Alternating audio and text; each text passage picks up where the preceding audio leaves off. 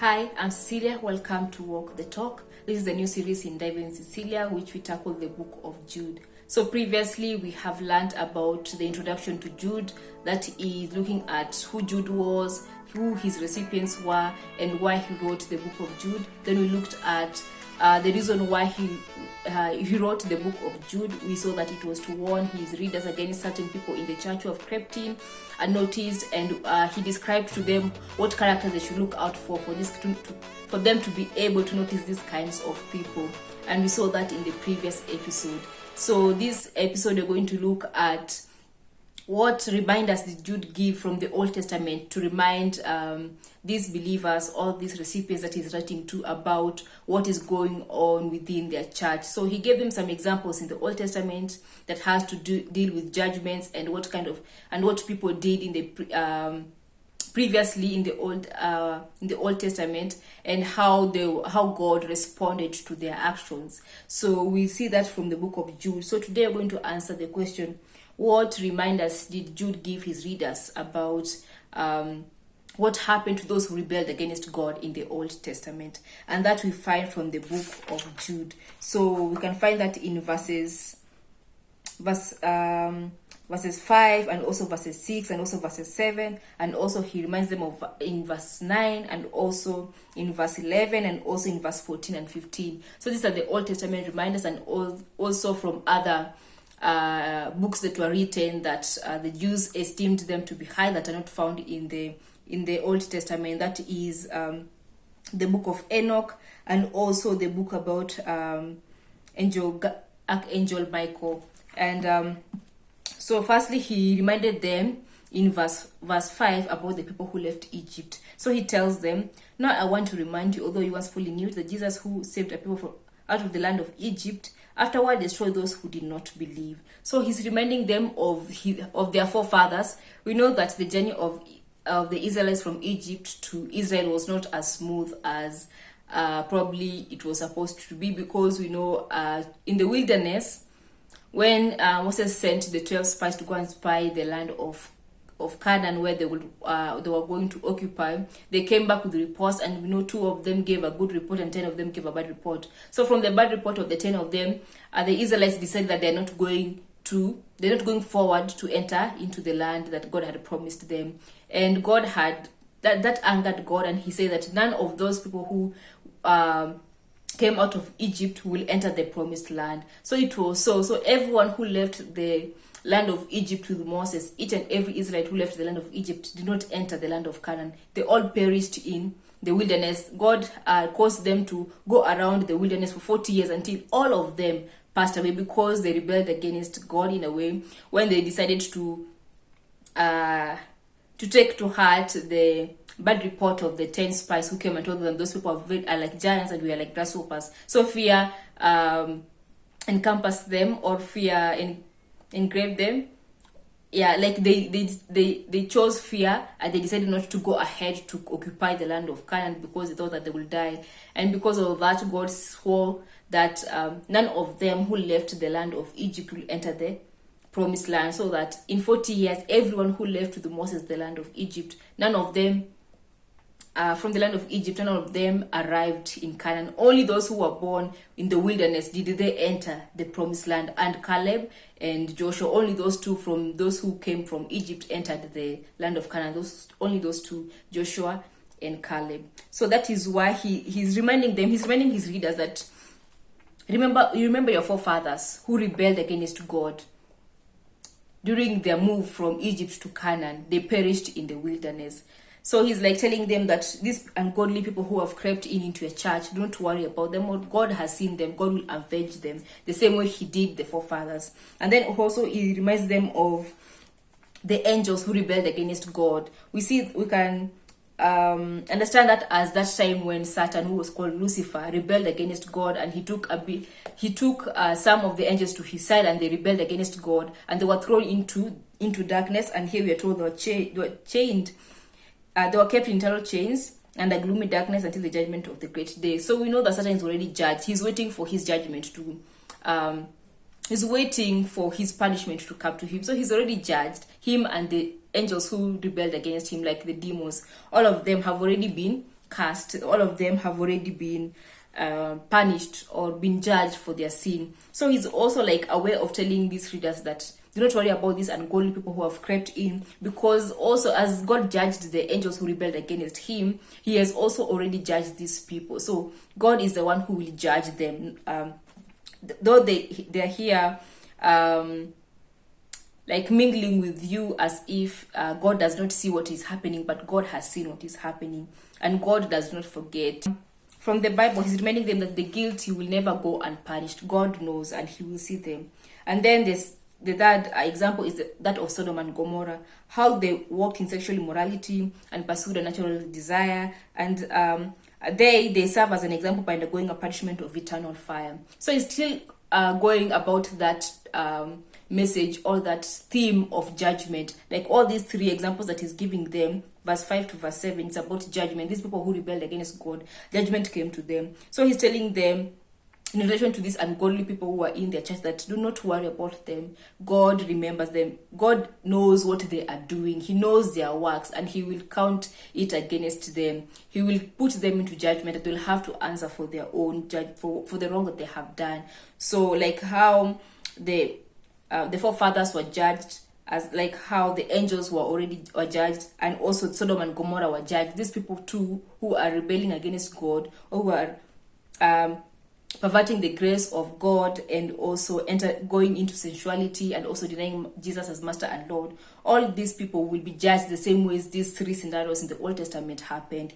And then again, he reminds them of another group of people in the Old Testament. We see that in verses 11, where he says, "Woe to them, for they have walked in the way of Cain, and abandoned themselves for the sake of gain to Balaam's error, and perished in Korah's rebellion." So here he's telling them that woe is them. So he's comparing the actions or the position of these ungodly people to these three kinds of people in the Old Testament. One of them is Cain, another one is Balaam, and another one is Korah. So we know Cain, how he envied his brother, and he was overcome by his envy and jealousy, and he ended up killing his own brother, who was Abel. And then we know of Balaam. He was a seer or a visionary or a prophet in the Old Testament, whilst the people of Israel were moving towards the land of Canaan, and the Moabites were afraid of them. So their king Balak sent for Balaam to come and curse them. But instead of Balaam being able to curse them, God told him to bless them. So when he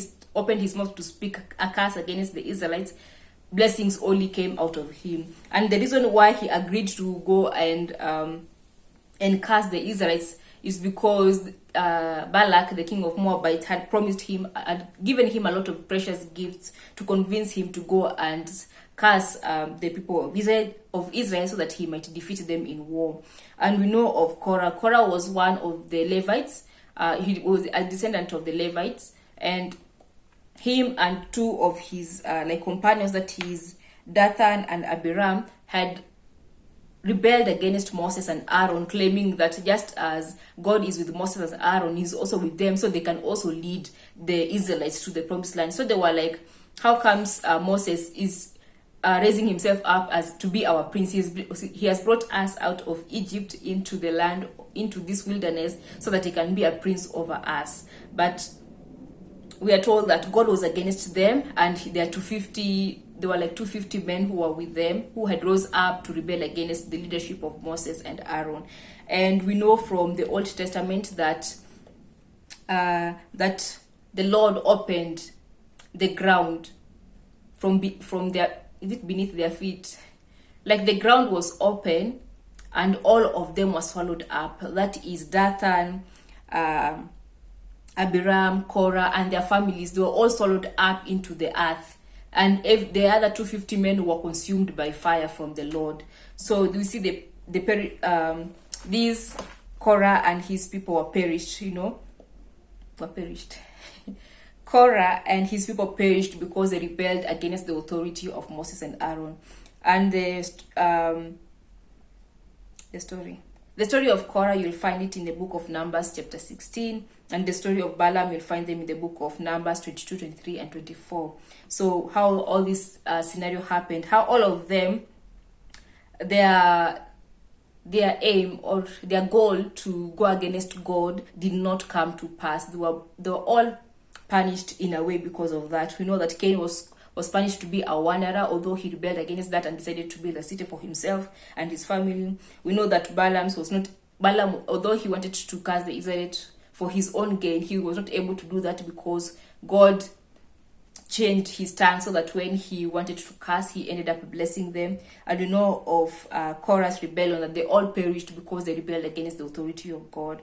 So we see all this. Jude is reminding his readers that as it happened to these people of old, Cain, Balaam, and Korah, also these ungodly people who have seeped into your congregation, this is also something that can happen to them, because they're rebelling against God, they're causing division, and also they're doing these things for the sake of their own gain. Last week we saw one of the characteristics of these ungodly people is that they show favoritism to gain advantage. That is, they do things so that they may gain advantage from it. The same way as Balaam, who wanted to curse the Israelites because of the advantage he was going to gain.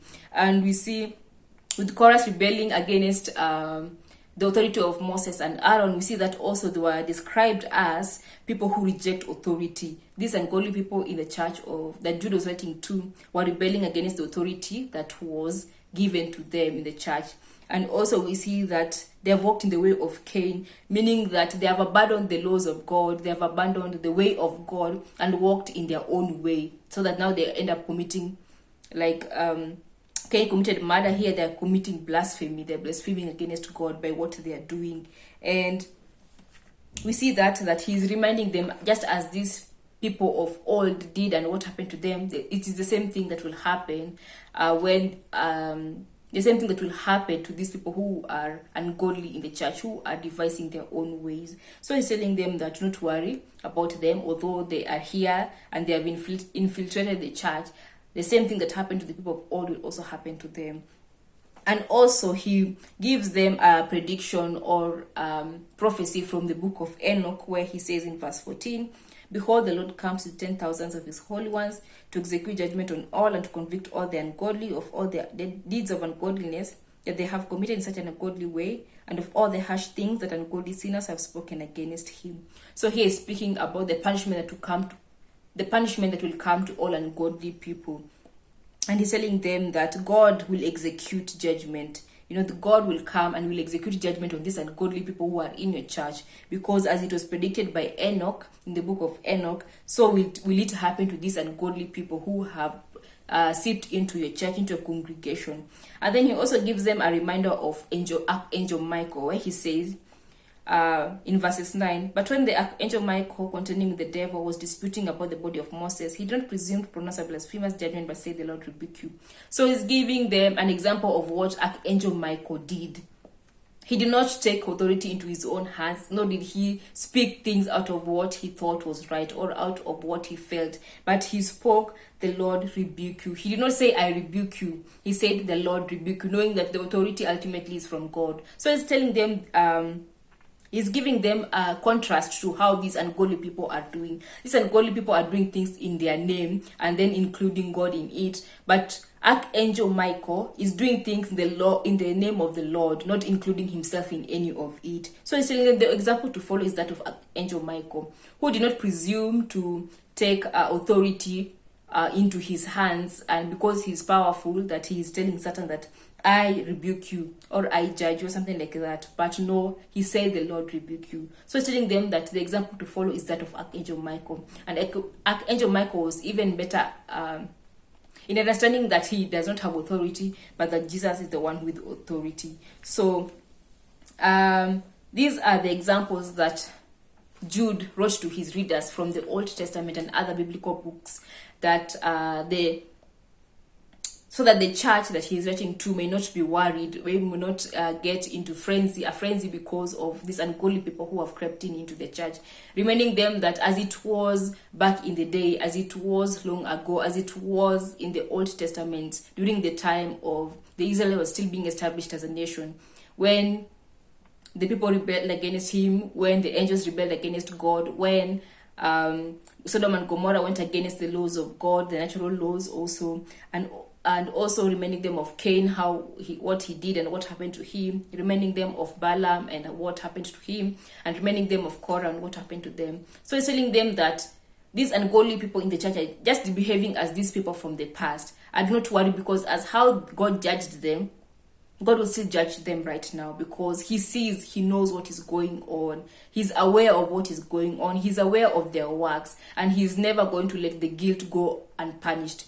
Their guiltiness, their sin will be punished, because Romans 6:23 says the wages of sin is death. So nothing is unseen by God, and nothing will go unpunished. That's just as it was previously in the past. So God also will reward them for what they have done. It's an encouragement to tell them that do not worry. God is seeing, God is there, and don't worry, God is not overlooking what they are doing, although they seem to at the moment to prosper in what they are doing, but God has not forgotten about their works. God will come and bring them into account on everything that they have done. And so that is the end of our study today. So if there's anything else that you want to add into today's study, please write it down in the comment section. I thank you for joining me today. Until next week when we meet each other again, goodbye and God bless you.